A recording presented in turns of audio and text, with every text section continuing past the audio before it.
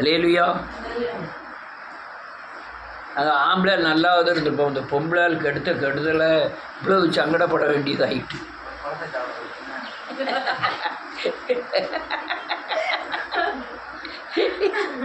சரி, அவங்களாவது பழத்தை சாப்பிட்டாங்க, அப்படியே நிப்பாட்டி இருக்கப்படாதா? நமக்கும் ஆசை வார்த்தை சொல்லி இதையும் சாப்பிடுங்க சாப்பிடுங்கன்னு சொல்ல வச்சு சாப்பிட வச்சு ரொம்ப சங்கடப்படுத்திட்டாங்க. ஆமாம், அது மற்ற ஆள் சொன்னால் கேட்க மாட்டேன். வீட்டம்மா விஷத்தை கொடுத்தாலும் சரி சாப்பிடுனா சாப்பிடுறேன். அது விஷம்னு தெரியும், ஆனால் தெரிஞ்சும் ஏன் சாப்பிடணும்? ஆமீன். தெரியுங்களா இவனுக்கு? இதை சாப்பிட்ற நாளில் நீ எப்படி நினைச்சவாய் சாவாய், அது தெரியும். ஆனால் கொடுக்கறது யாரு? நீ எலும்பிலும் மாம்சத்திலும் மாமிசமெல்லாம். அதனால வாங்கி என்ன செய்வோம்? சாப்பிடும். சாப்பிட்டதுனால என்ன பிரச்சனை? இன்னைக்கு வரையும் பிரச்சனை. ஒரே ஒரு ஆளுக்கு மட்டும்தான் பிரச்சனை கிடையாது. அல்லேலூயா. ரைட், அதை தான் இன்னைக்கு போதிக்க போகிறேன். வாசிக்கலாம். 3வது அதிகாரம், ஆதியாகமத்தின் புத்தகம் 3வது அதிகாரம் 17வது வசனம்.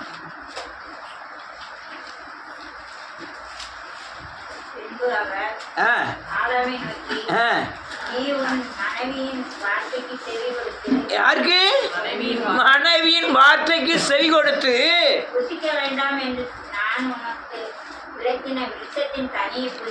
புசித்தபடினால் பூமி சபிக்கப்பட்டிருக்கும். நாளெல்லாம் வருத்தத்தோடு அதன் பலனை புசித்து கொண்டே இருப்பாய்னு வாசிக்கணும். அல்லேலூயா. நல்ல காணுங்க, இயேசு கிறிஸ்துவின் நாமத்தினாலே.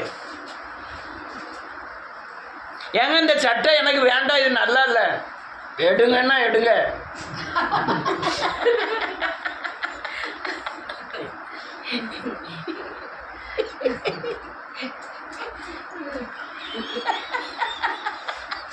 மறுநாள் போட்டுட்டு போகும்போது ஏதோ இருக்கு, ஏதோ நம்ம போட்டுட்டு போறோம், அவ்வளோதான்.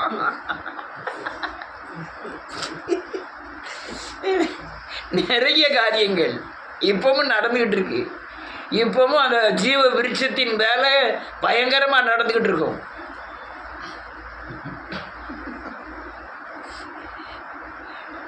எனக்கு பெரிய சங்கடம் என்னன்னா, அந்த ஒரே ஒரு பழம் சாப்பிட்டதுக்கு ஐயா இவ்வளவு பிரச்சனை.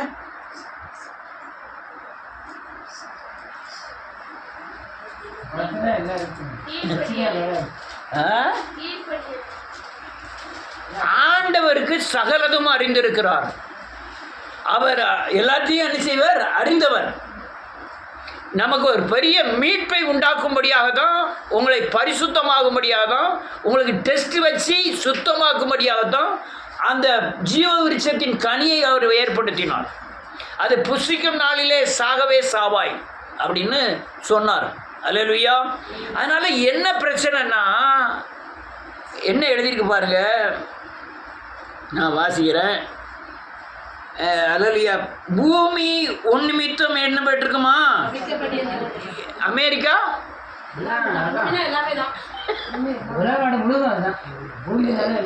ஈரான், ஈராக் எல்லாமே சபிக்கப்பட்டிருக்கும். ஊட்டி, கொடைக்கானல் எல்லாமே என்ன செய்யறோம்? சபிக்கப்பட்டது தான். தங்கம் விளையுது, கோலார், அதுவும் என்ன செய்யப்பட்டது? சரி. பெட்ரோல் விளையுது, முஸ்லிம் நாடுகள், அதுவும் சபிக்கப்பட்டது தான். எது சாபம் இல்லாத தன்மை என்னன்னா, சமாதானம் தான் சாபம் இல்லாத தன்மை, சந்தோஷம் தான் சாபம் இல்லாத தன்மை. இல்லை இவ்வளோ பெட்ரோல் வருத, எவ்வளோ சமாதானமாக இருக்கலாம். நம்ம தோட்டின இடத்துல 300 அடி 800 அடி 1500 அடியெல்லாம் போட்டுதாங்க, வெறும் காற்று மட்டும்தான் வருது. அதுவும் சங்கரங்கோயில் சைடில் பார்த்தீங்கன்னா போர் எவ்வளோ போட்டாலும் தண்ணி வராது. ஆனால் அவங்களுக்கு 30 அடியிலேயே பெட்ரோல் வருது, ஆனால் சமாதானமாக இல்லை. ஏன்னா பூமி என்ன செய்யப்பட்டிருக்கு? சபிக்கப்பட்டிருக்கு. கோலார் தங்கத்தில் வெளியில் வர சாக்கடையில் உள்ள தண்ணியை அலசி தங்க துகள்களை எடுத்து அவனே கிராம கணக்கில் சேர்த்துருந்தானோ. எங்க அந்த இதுலேருந்து பிரித்து எடுத்து வர்ற வெளியே வர்ற தங்க அந்த சாக்கடை தண்ணியை அதை அலசி அலசி அலசி அலசி தங்கம் எடுத்துருந்தானோ. தங்கம் எடுத்ததுக்கு வீட்டில் கஞ்சி தானே குடிக்க வேண்டியது இருக்கு. சமாதானம் இல்லையே, சமாதானத்தை எடுத்துறாங்க. பூமி என்ன செய்யப்பட்டிருக்கு? சமைக்கப்பட்டிருக்கு. நம்ம தெருக்கள்ல பாருங்க, அங்கே 4 வீடு இருக்குது, இங்கே 5 வீடு இருக்குது, அங்கே அவ்வளோ வயக்காடு இருக்குது, மாடு இருக்குது, ஆடு இருக்குது. ஆனால் ஒழுங்காக என்ன சாப்பிட்றாத, ஒழுங்காக நிம்மதியாக என்ன செஞ்சிடாத, இருந்துடாத. இது பூமி என்ன செய்யப்பட்டிருக்கு? சபிக்கப்பட்டிருக்கு. அநேகருடைய நிலைமை பூமி சபிக்கப்பட்ட நிலைமையில் இருக்கு. அதுவும் என்ன எழுதியிருக்கு பாருங்க, அது ரொம்ப விசேஷமாக இருக்கும். நீ உயிரோடு இருக்கும் நாளெல்லாம் பூமியில் உள்ள வருமானத்தில் உள்ள வருத்தத்தோட அந்த பலனை என்ன செய்வாயாம்? புசிப்பாய். அந்த வருத்தத்தோட அப்பா என்னமா வருத்தம் யா அப்படியே காலம் மம்பட்டியை தூக்கிட்டு போகிறது, பூமியை போட்டு கிண்டுன்னு கிண்டி அந்த கோழியை பார்ப்பேன். எப்பவும் டபக்குன்னு விறுவிறுன்னு ஒரு கோழி போகும், விறுவிறுன்னு டபக்குன்னு 2 கால்ட்டி பட்டு என்னத்தை தேடுது உடனே டக்குனுக்கு. ஆமாம், குஞ்சு போனாலும் அது அதிகம் ஒரு எத்து தூக்கி விட்டுரும். கிண்டிட்டு பார்த்தா அந்த குஞ்சு எல்லாம் போய் ஒரு சின்ன புழு அப்படி கும்பிடும். எல்லாம் கொஞ்சம் கொண்டு போய் கொத்திட்டு தின்னுட்டு டக்குன்னு தூரம் வரும். நான் சரி இன்னைக்கு செஞ்சது நாளைக்கு செய்தா ஏதோ இதான் வேலை. நம்மளும் அதே தான். பூமியை போட்டு கிண்டு புல்லாக இருக்கிறதுனாலும் சரி, கோடாலியை போட்டு வெட்டுறதுனாலும் சரி, விரவை வெட்டுறதுனாலும் சரி, அல்லையா எல்லாம் என்னது பூமியை போட்டு எரிச்சிட்டோம். அங்கே எல்லாம் விதைச்சா ஒன்றும் இல்லாமல் போயிட்டு அடுத்தால எல்லாம் விதைச்சிருக்கோம். பூமாதேவி கொடுத்தா தான் உண்டு. இல்லையா? என்ன பூமியை போட்டு கிண்டுதாங்க, கிண்டி அப்பா சார் உழைப்பு. நான் அந்த விடிய காலம் வாக்கிங் போவேன் ஆய்க்குடிக்கு சைக்கிளில்.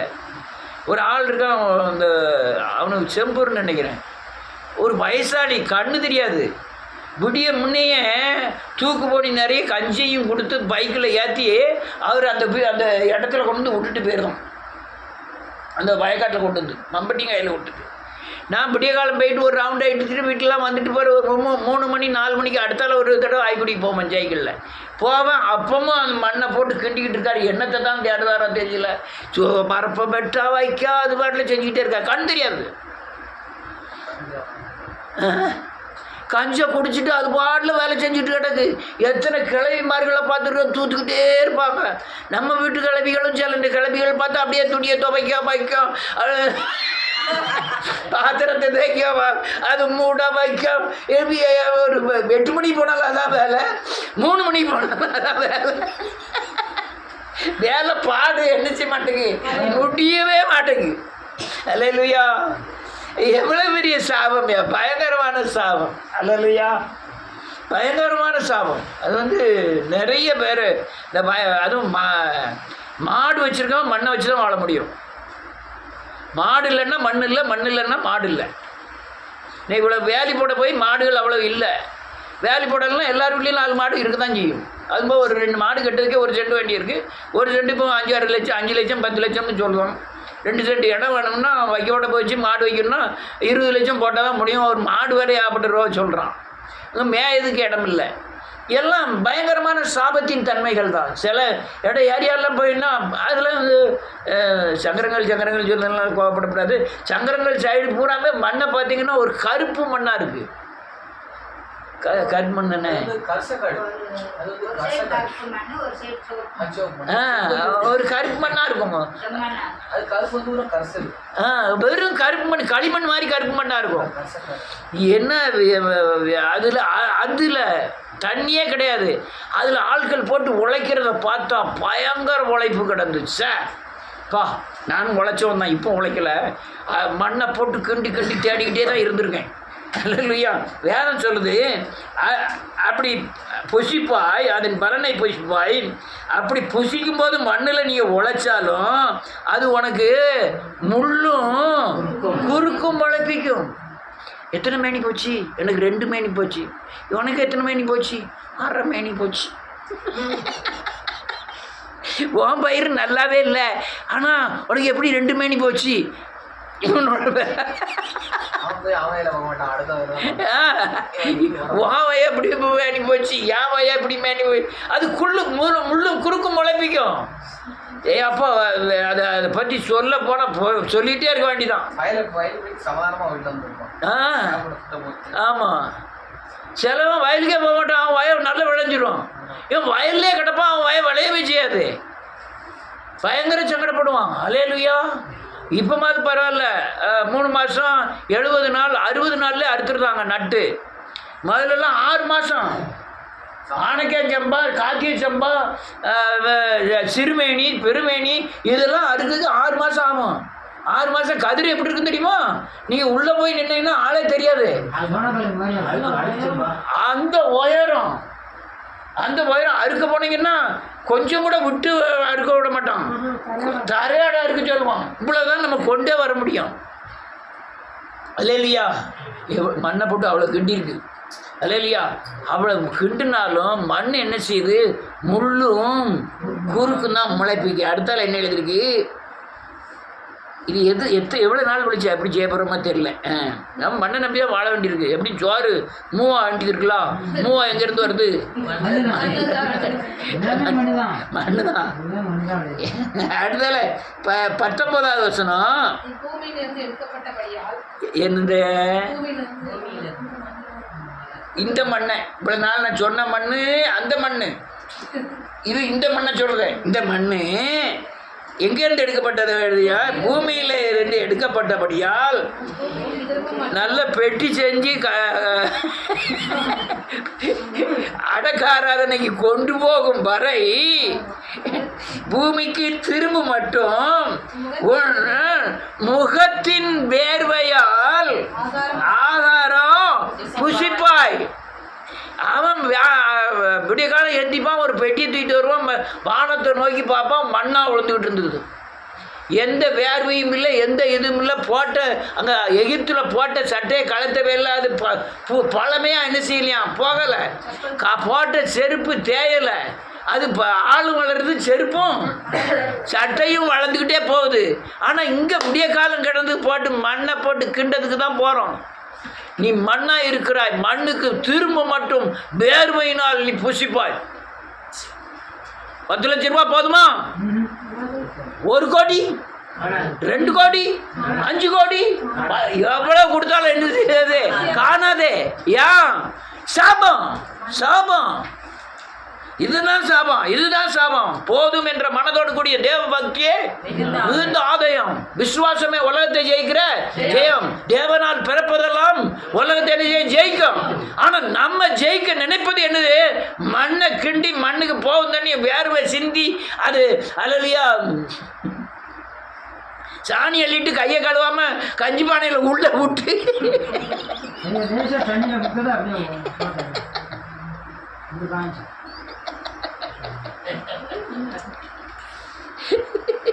அப்பா அல்லேலூயா.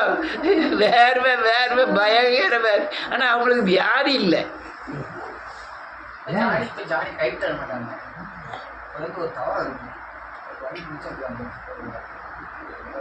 அவங்களுக்கு வியாதி இல்லை. அப்ப நமக்கு வியாதி வருது.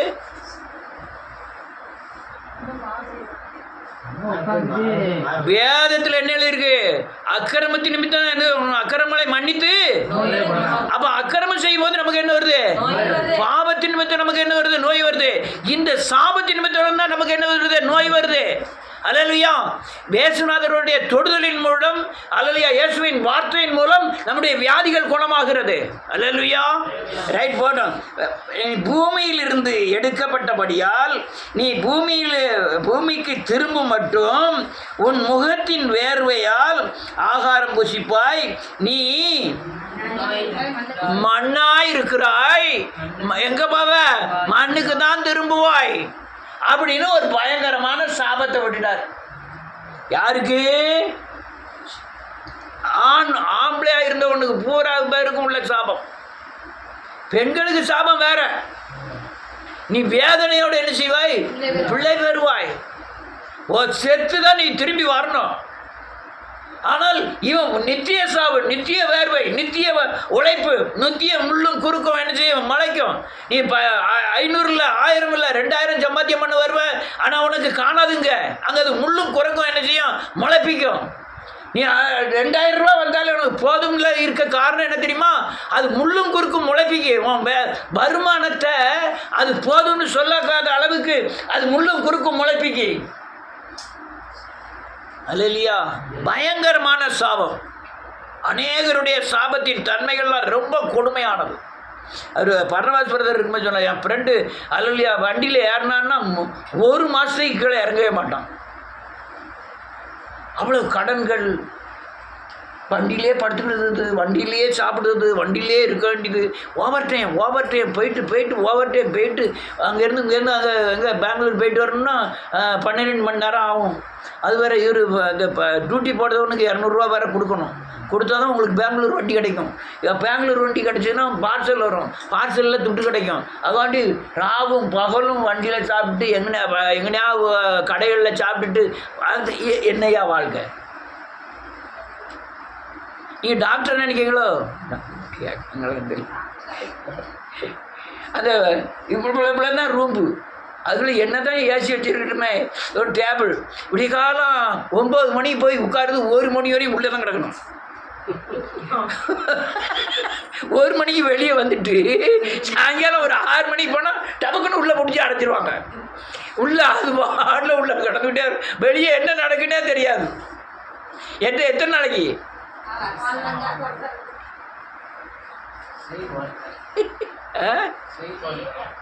என்னதான் வருமானம் வரட்டுமே.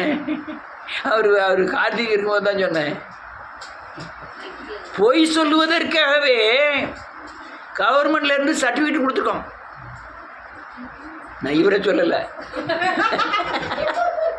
வக்கீலோட வேலை என்னது? உண்மையே பொய்ன்னு சொல்லணும், பொய்யை உண்மைன்னு சொல்லணும். அதுக்கு என்னது? கவர்மெண்ட்லேருந்து சர்டிஃபிகேட்டு. நீ சொல்ல வச்சுட்டேன்னா நீ ஜெயிச்சிட்டேன்னு அர்த்தம். நீ உண்மையை பொய்ன்னு சொல்ல வச்சுட்டேன்னா நீ என்ன செஞ்சுட்டா? ஜெயிச்சிட்ட. பதவி உயர்வு எல்லாமே உண்டு. ஆனால் உண்மைன்னு நிரூபிச்சிட்டியா? துட்டு சம்பாதிக்க முடியாது ஒன்றும். அதுக்கு என்னது? கவர்மெண்ட்ல லைசன்ஸ். அல்லேலூயா. இனிய சின்ன ஆள் முதல் பெரிய ஆள் வரை இந்த பூமியில் இருக்கும் வரை மண்ணா பிறந்த ஒவ்வொருவனும் அல்லேலூயா மண்ணுக்கு திரும்பும் வரை அவன் மனவேதனைப்படுகிறான். படித்தவனிலிருந்து படிக்காத வரை அல்லையா, பண்ணையாரிலிருந்து ஏழை வரை எல்லாருமே மண்ணு. அவன் மண்ணுக்கு திரும்பும் வரை அவன் குள்ளும் முள்ளும் குறுக்கும் முளைப்பித்து வேதனையோடு ஒவ்வொரு நாளையும் கழிச்சுட்டு இருக்கான்.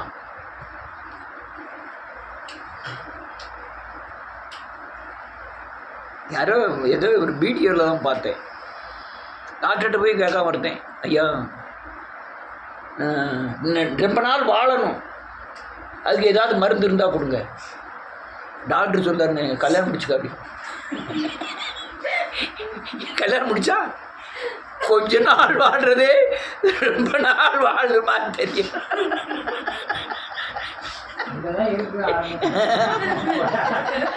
கொஞ்ச நாள் வாழ்றது ரொம்ப நாள் வாழ்றது மாதிரி தெரியுமா?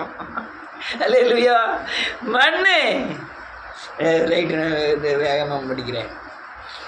இப்போ என்ன செய்து ஆண்டவர் இந்த மண்ணான மனுஷனை மீட்கும்படியாய் அவர் மண்ணில் உருவாகாமல் ஆவியினாலே உருவாக்கப்பட்டு மரியாள் வயிற்றிலே பிறந்து நமக்குள்ள மண்ணான மனுஷன் செய்கிற கிரியைகளை அழித்து அவர் நமக்கு ஜீவனை கொடுத்து அவர் பரலோகராஜ்யத்துக்கு நம்ம என்ன செய்கிறாரு? ஆயத்தமாக்குகிறார். நான் மண்ணுக்குரியவன் இல்லை. நான் இப்போ எங்கே ஓடிவேன்? நான் மண்ணுக்கு செத்துட்டேன்னா என் பாடி தான் மண்ணுக்கு போகுமே தவிர என் ஆத்மா மண்ணுக்கு எங்கே போகும்? இளைப்பாறுதலுக்கு போகும். அல்லேலூயா. நீ இயேசுவை ஏற்றுக்கொள்ளணும்னா எந்த முருங்கை மரத்தில் தொங்கிட்டு அடைக்கியோ, எந்த வேப்ப மரத்தில் தொங்கிட்டு அடைக்கியோ,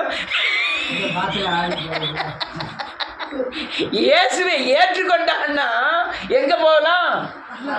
இன்று என்னோடு கூட பரலோகம் இல்ல, இன்று என்னோடு கூட பரதீசில் இருப்பாய். பரதீசில் இளைப்பாறுதல்ல தங்கிட்டு இருப்போம். அதுக்காகவே தேவன் அல்லேலூயா மரித்து நமக்கு ஜீவனை தந்துட்டார். ஜீவனை தந்தது மட்டும் பெரிய காரியம் அல்ல, அந்த ஜீவன் பரிபூரணப்படும்படியாய் இந்த பிசாசை வைத்து என்னை பயன்படுத்தி அவரை போல மாற்றுகிறார். அவன் பிசாசு வந்து கேட்கான், பிதாவே அது என்ன, நான் பழத்தை இன்னைக்கு சாப்பிடக்கூடாது சாப்பிட வச்சேன், அதனால செத்துருவான்னு சொன்னார், செத்துட்டார். நீர் செத்தா எப்படி அவன் உயிர் வருவான்? நான் உயிர் தழுத மாதிரி அவனும் என்ன செய்வான்? உயிர் தழுவான். அவன் செய்த எல்லா மண்ணினால் செய்த பாவங்களை எல்லாத்தையும் நான் என்ன செஞ்சிருவேன், மன்னிச்சிருவேன். மன்னிச்சு நான் என்னை போல மாற்றி என்னுடைய ஜீவனை கொடுத்து என்னுடைய சாயலை கொடுத்து என் மேல் இருக்கிற மகிமையை கொடுத்து நான் எங்கே இழுக்க போறேன், பரலோக ராஜ்யத்துக்கு கொண்டு போக போறேன். நீ மண்ணா இருக்கிற மண்ணுக்கு திரும்பும் வரை வேதனை துன்பத்தை அனுபவிக்கிற மனுஷனை இருந்து வெளியே வரணும். நீ இயேசுவை போல மாறினா உலக மனுஷர்கள் பாடுகிற பாடுகளிலே நீங்கள் சிக்குவதில்லை. நீங்கள் இயேசுவை ஜீவனை திரும்ப பெற்றுக்கொண்டா ஜீவன் பரிபூர்ணப்படுவதற்கு வளர்ச்சி அடைந்து கொண்டே போனீங்கன்னா உலகத்தை நீங்கள் ஜெயிப்பீர்கள். தேவனால் பிறப்பதெல்லாம் உலகத்தை என்ன செய்யும், ஜெயிக்கும். நீங்கள் உலகத்தை ஜெயிப்பீர்கள். அதனால வேதம் என்ன சொல்லுகிறது, நீ மண்ணானதான் பிறந்துட்ட, ஆனால் நீ திரும்ப பிறக்கணும். ஹல்லேலூயா. நீ எதற்குரிய விண்ணுக்குரியவனாய் மாறணும், மண்ணுக்குரியவன் அல்ல. நீ யாருக்குரியவன், விண்ணுக்குரியவன். நான் மறுபடி பிறந்தவன்.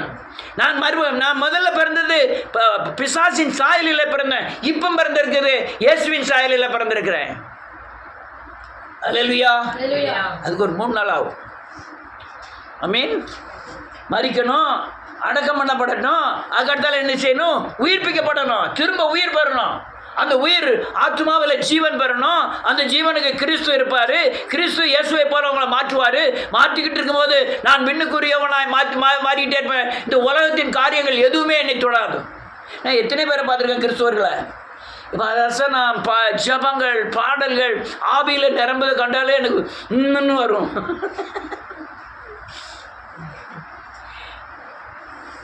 தீர்க்க தரிசனமே இப்போ கிடையாது, தெரியுமா உங்களுக்கு?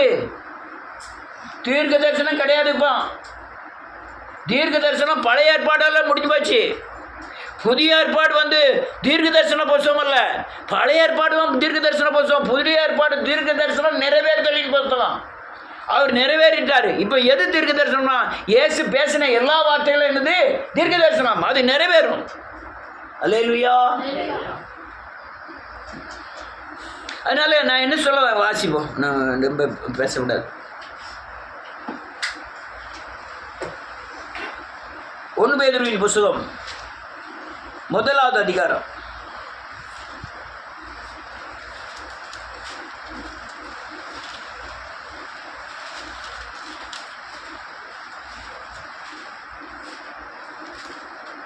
3 வாசிக்கலாம்.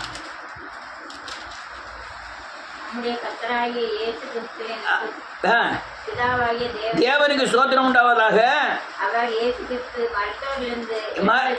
ஆமென்.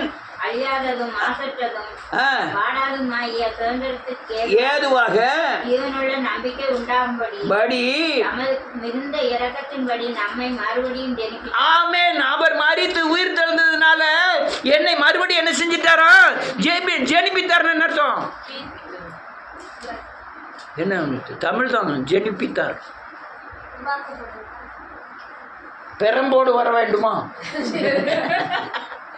ஜெனிப்பித்தார்னா பிறக்க வைத்தார்னு அர்த்தம். என்ன செய்தாரு, திரும்ப பிறக்க வைத்தார். அடுத்தால என்ன எழுதிருக்கு,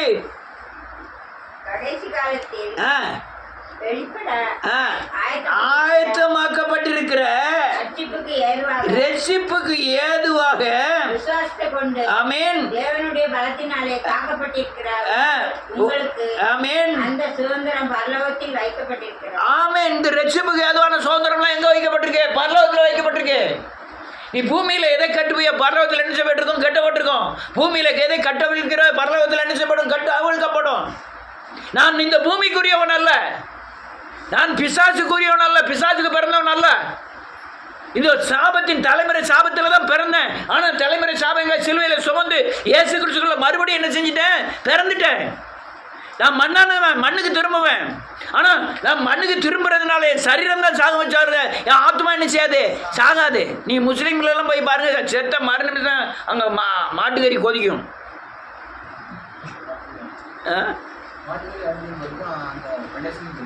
ஆமாம். நீ மாமா சொன்னான்னு எங்கனாலும் மாட்டுக்கறி கிட்டிக்கிட்டு போயிருக்கியா? இல்லை, மாட்டுக்கறி தேனி கனியெல்லாம் போறீங்க, செப கூட்டத்துக்கு தான் வர மாட்டேங்க. எங்க தேனி மாமா கூப்பிட்டாரு, தேனி மாமா கூப்பிட்டாரு, அங்கே மாமா கூப்பிட்டாரு, இங்கே மாமா கூப்பிட்டாரு, எல்லாம் சரி. எங்கன கிடக்கு திருநெல்வேலிக்கு வரக்கூடாதா, மாமா கூப்பிட்டாரு. கார்ல என்ன கூட்டு போறாங்க. அடுத்தால என்ன எழுதிருக்கு? இதிலே நீங்கள் மிகவும் சந்தோஷப்படுகிறீர்கள். ஆமென். என்றாலும் நல்லா கேளுங்க. நீங்கள் பரலோக ராஜ்யத்துக்கு ஆயத்தமாயிட்டு இருக்கீங்க. இதில் நீங்கள் சந்தோஷப்படுவீங்க, ரொம்ப நல்லது. என்றாலும் துன்பப்பட வேண்டியது அவசியமானதால் இப்பொழுது கொஞ்ச காலம் பலவிதமான சோதனைகளினாலே ஆமென் துக்கப்படுகிறீர்கள். என்றாலும் ஆனாலும் இதெல்லாம் கொஞ்சம் பயங்கரமான கேள்விகள். என்றாலும் அடுத்தால ஆப்பு வைக்க போறாருன்னு அர்த்தம். மேலே உள்ள சொல்லிட்டு என்றாலும் ஆனாலும்னா அடுத்தால என்னமோ நமக்கு ஆப்பு வைக்க போறாருன்னு அர்த்தம். என்ன ஆப்பு வைக்காரு? மிக சந்தோஷப்படுகிறீர்கள். அதுக்கப்புறம் ஒரு ஆப்பு, அதான் என்றாலும். என்றாலும் துன்பப்பட வேண்டியது அவசியமானதால் இப்போது கொஞ்ச காலம் பலவித சோதனைகளினாலே என்ன செய்கிறீர்கள்? துக்கப்படுகிறீர்கள். கொஞ்ச காலம் இருக்கு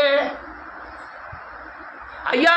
நான் ரட்சிக்கப்பட்டு 35 வருஷம் 36 வருஷம் ஆச்சு, துக்கப்பட்டுக்கிட்டு இருக்கேன். அவர் யார் இப்போ கொஞ்ச காலம்னாரு? யார் நீ 36 வருஷம் கஷ்டப்படுத?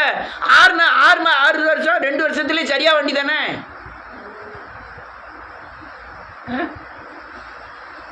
அதனால 36 வருஷம். அவருக்கு எப்படி தெரியுது? நீ 2 வருஷத்துல சுத்தமானாலும் நீ இந்த துக்கப்பட வேண்டிய அவசியம். நீ 3 வருஷத்துல இயேசுவை போல மாறிட்டேன்னா நீ துக்கப்பட வேண்டிய அவசியம் இல்லை. நீ பாட்டில் சவுட்டா மணிக்கு போயிட்டு இருந்தேன்னா துக்கப்பட்டுக்கிட்டே தான் என்ன செய்யணும், இருக்கணும். அதான் 36 வருஷம். அவர் கொஞ்ச காலம் நீங்கள் துக்கப்படணும்ட்டாரு. அடுத்தால என்ன இருக்கு? அழிந்து போகிற பொன் அக்கினியினாலே சோதிக்கப்படும். ஆமென். அதை பார்க்கிலும் அதிக விலையேறப்பட்டதாய் இருக்கிற ஆமென் உங்கள் விசுவாசம் சோதிக்கப்பட்டு இயேசு கிறிஸ்து வெளிப்படும் போது உங்களுக்கு புகழ்ச்சியும் கனமும் மகிமையும் உண்டாவதாகும். ஆமென். வேதம் தெளிவா சொல்லுது. துன்பப்படுதல இயேசு உனக்குள்ள இருந்து என்ன பண்ண போறாரு? வெளிப்பட போறாரு. வெளிப்படும் போது உனக்கு கனமும் மகிமையும் பெருமையும் உண்டாகும். இயேசுவை போல மாறிட்டா உனக்கு கனம் உண்டாகும். அந்த பயிலும் கனம் கொடுத்து எனக்கு அவசியம் இல்லை. எனக்கு யார் கனம் பண்ணணும்? எனக்கு தேவன் கனம் பண்ணா போதும். மதிப்பு எதுக்கு? பெரிய மரியாதை கொடுத்து மாலை போட்டு வாங்க இந்த இடத்துல உட்காரணியான்னு சொல்லுவானே. ஆமென். எனக்கு எங்கே மதிப்பு கொடுக்கணும்? தேவன் எனக்கு கொடுக்கணும். உலகத்தின் புகழ்ச்சி தேவனுக்கு முன்பாக அருவருப்பாய் காணப்படுது மனுஷனுடைய புகழ்ச்சி. ஏன்னா மனுஷனுடைய புகழ்ச்சியே தேவையில்லை, தேவன் என்னை கனம் பண்ணா போதும். அல்லேலூயா. ரைட்டு. என்ன கடன் பேசானேன்னு நினைக்கலாம். 200 வசனத்தை வாசிப்போம். 1 Corinthians 2 அதிகாரம். வேகமாக முடிக்கணுமே, கூட 2 வசனத்தை சொல்லிடலாமே தான் படிக்கிறேன். 1 Corinthians 2 அதிகாரம் 4வது வசனத்திலிருந்து வாசிக்கலாம்.